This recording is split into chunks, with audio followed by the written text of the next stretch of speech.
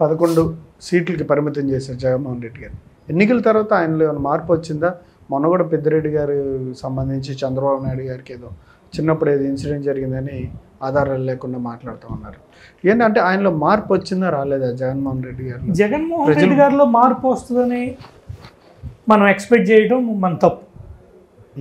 ఎందుకు చెప్తున్నామంటే నీ తండ్రిని అడ్డం పెట్టుకుని నువ్వు సంపాదించావు అనేది సిబిఐ నిరూపించింది. సిబిఐ ఛార్జ్షీట్లు వేసింది.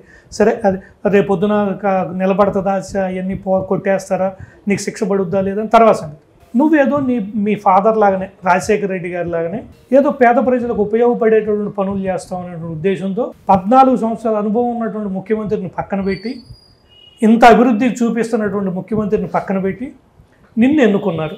జగన్మోహన్ రెడ్డిని ఎన్నుకున్నప్పుడు 151 సీట్లతో జగన్మోహన్ రెడ్డి గారు ఈ 5 ఏళ్లలో, పోయిన 5 ఏళ్లలో ఈ రాష్ట్రానికి ఉపయోగపడేటువంటి పని ఒక్కటి చేసేటట్టు ప్రజల్ని గుండె మీద చేసుకుని చెప్పమనండి.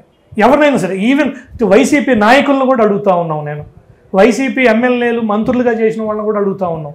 మీ గుండె మీద చేసుకుని మీ ప్రభుత్వ హయాంలో, మీ 5 ఏళ్ల అధికారంలో ఈ రాష్ట్రానికి ఉపయోగపడే పని ఒక్కటి చేశామని కానీ, ఈ రాష్ట్రానికి ఉపయోగపడే విధంగా ఇండస్ట్రియల్ పాలసీని తీసుకొచ్చి కొత్త ఇండస్ట్రీస్ని తీసుకొచ్చామని కానీ ఎక్కడన్నా ఒక్కటి నిరూపించగలుగుతారా? ఈ రాష్ట్రాన్ని అధోగతి పాలు చేశారు కానీ, అప్పులు ఊబిలో కూర్చిపోయారు కానీ ఎక్కడా కూడా ఈ రాష్ట్రం అభివృద్ధి చెందే విధంగా మీరు ప్రవర్తన చేయలే. ప్రజలంతా కూడా చూశారు. ఒక్క ఛాన్స్ అంటే వాళ్ళ నాన్న చూసి వాళ్ళ నాన్నగారు లాగానే ఈ కుర్రోడు కూడా ఏదో చేస్తాడని జగన్మోహన్ రెడ్డి గారికి ఏం అనుభవం లేకపోయినా ఇచ్చినారు. ఇచ్చిన దానికి ఏం చేశాడు, ఈ రాష్ట్రానికి ఎంత నష్టం చేశాడో ప్రజలంతా చూశారు. ఇక రాబోయే రోజుల్లో జగన్మోహన్ రెడ్డి పార్టీ, జగన్మోహన్ రెడ్డి రాజకీయాల్లో ఉంటాడు, ఒక ప్రతిపక్ష పార్టీగా ఉంటాడు నేనైతే ఎక్స్పెక్ట్ చేయట్లేదు.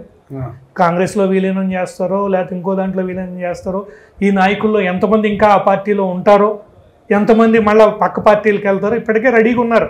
జనసేనలో చేరేవాళ్ళు జనసేనకి రెడీగా ఉన్నారు, బీజేపీలో పోవడానికి రెడీగా ఉన్నారు, తెలుగుదేశంలో ఖాళీ ఉంటే తెలుగుదేశంలో రావడానికి రెడీగా ఉన్నారు, కాంగ్రెస్ ఓ పక్కన పుంజుకుంటా ఉంది, కాంగ్రెస్లోకి వెళ్తానికి సిద్ధంగా ఉన్నారు. పాత రోజుల్లో కాంగ్రెస్ నుంచి వచ్చిన వాళ్ళే కాబట్టి మళ్ళీ కాంగ్రెస్లోకి వెళ్తానికి వాళ్ళంతా కూడా సిద్ధంగా ఉన్నారు.